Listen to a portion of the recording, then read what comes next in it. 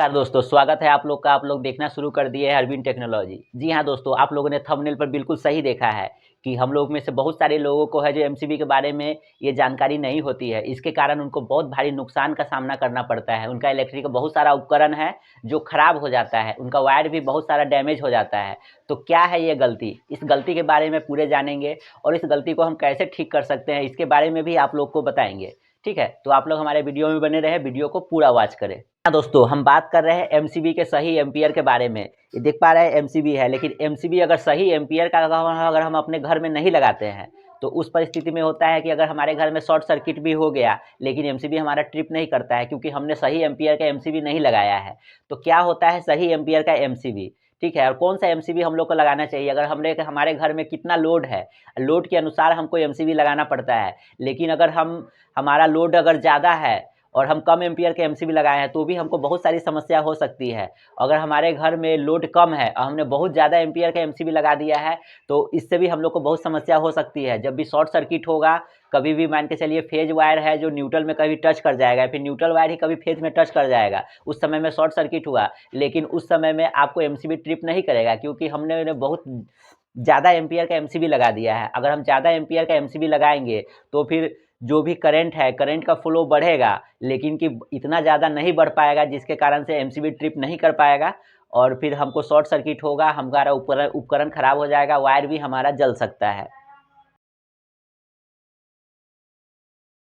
जी हाँ दोस्तों, तो फिर आइए हम लोग जानते हैं कि एमसीबी कैसे काम करता है और क्या काम करता है। जैसे आप लोग को हम बताना चाहते हैं कि एमसीबी हमें शॉर्ट सर्किट और ओवरलोड दोनों से प्रोटेक्शन देता है। ठीक है, जिस परिस्थिति में शॉर्ट सर्किट होता है उस परिस्थिति में इसका जो करंट फ्लो है सो बहुत ज़्यादा बढ़ जाता है और उसके बाद में एमसीबी का जो मैकेनिज्म है ये इसको ट्रिगर करके इसका एमसीबी को कट ऑफ कर देता है। कट ऑफ कर देता है जिसको हम लोग कहते हैं कि एमसीबी ट्रिप कर गया। जैसे ये प्रकार देखिए, ऊपर में जो ये ऑन है, ये नीचे की तरफ ये डाउन हो जाता है तो इसको हम लोग कहते हैं कि एमसीबी ट्रिप कर गया है। तो एमसीबी ट्रिप करने के लिए एक और चीज़ ज़रूरी होता है कि हमने कितना एम्पियर का एमसीबी लगाया है। अगर मान के चलते हैं हमारे घर में लोड है, हमारे घर में लोड अगर 1100 वाट तक है, मान के चलिए मेरे पास 5 पंखा चल रहा है, बल्ब जल रहा है, एक फ्रिज चल रहा है, मोटर चल रहा है, हम एप्रोक्स मान के चलते हैं कि 1100 वाट का मेरे पास लोड है। लेकिन 1100 वाट के लोड पर हमने अगर 32 एम्पियर का एमसीबी लगा दिया है, अगर 32 एम्पियर का एमसीबी हमने लगा दिया है तो उस परिस्थिति में एमसीबी मेरा सही ट्रिप नहीं करेगा क्योंकि हमने ज़्यादा एम्पियर का एमसीबी लगा दिया है।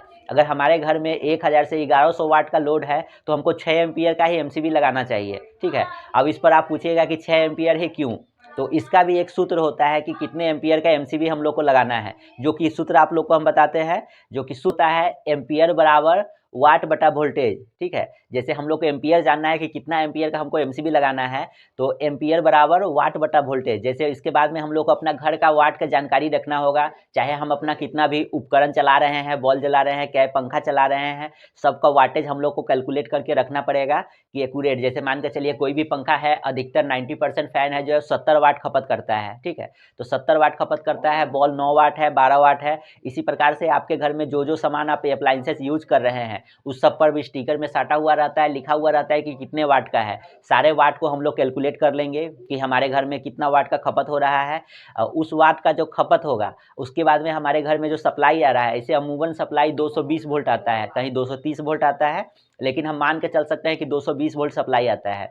अगर आप लोग के घर में हम लोग कैलकुलेट कर लिया कि हमारे घर में 1100 वाट का 1100 वाट का खपत है, हमारे घर में 1100 वाट का खपत है, तो हम लोग एम्पियर बराबर वाट बटा वोल्टेज हुआ, तो वाट हो गया मेरा 1100 वाट, तो 1100 वाट में भाग कर देंगे 220 वोल्ट से, क्योंकि 220 वोल्ट मेरा सप्लाई आ रहा है। तो 220 से जब हम 1100 में भाग करेंगे तो 5 एम्पियर का एमसीबी आता नहीं है, 6 एम्पियर का आता है, इसलिए हम लोग 6 एम्पियर का एमसीबी लगाएंगे। ठीक है, इसी प्रकार से अगर आपके घर में 2000 से लेके 2200 वाट तक का वोल्ट है, अगर सप्लाई खपत है 2000 से लेके 2200 वाट तक का आप लोग का अगर घर में बिजली का खपत है, तो उस परिस्थिति में हम लोग 10 एम्पियर का एमसीबी लगाएंगे। इस परिस्थिति में हम लोग ज़्यादा एम्पियर का नहीं लगाएंगे क्योंकि बहुत ज़्यादा लगाएंगे तो 32 एम्पियर तक करंट फ्लोज बढ़ने में बहुत समय लगेगा और उस परिस्थिति में एमसीबी जल्दी ट्रिप नहीं करेगा, तो फिर हम लोग को एमसीबी लगाने का कोई फ़ायदा नहीं होगा। तो फिर इसी सूत्र के अनुसार हम लोग अपने घर का लोड कैलकुलेट कर लेंगे और घर का जो भी आपका लोड है उसी लोड के अनुसार में हम लोग उसका सही एम्पियर ज्ञात करके उसके बाद सही एम्पियर का एमसीबी लगाएंगे, ताकि एमसीबी लगाए तो हमारे घर में जब भी शॉर्ट सर्किट हो तो सारा उपकरण मेरा सेफ हो जाए, मेरा वायर सेफ हो जाए और एमसीबी ट्रिप कर जाए। ठीक है, तो इसलिए सही एम्पियर का एमसीबी लगाना बहुत ज़रूरी है। आप लोग को जानकारी कैसी लगी हम लोग को कमेंट करके ज़रूर बताइएगा। वीडियो अच्छा लगा हो तो वीडियो को लाइक कर दीजिएगा और चैनल को भी सब्सक्राइब कर दीजिएगा।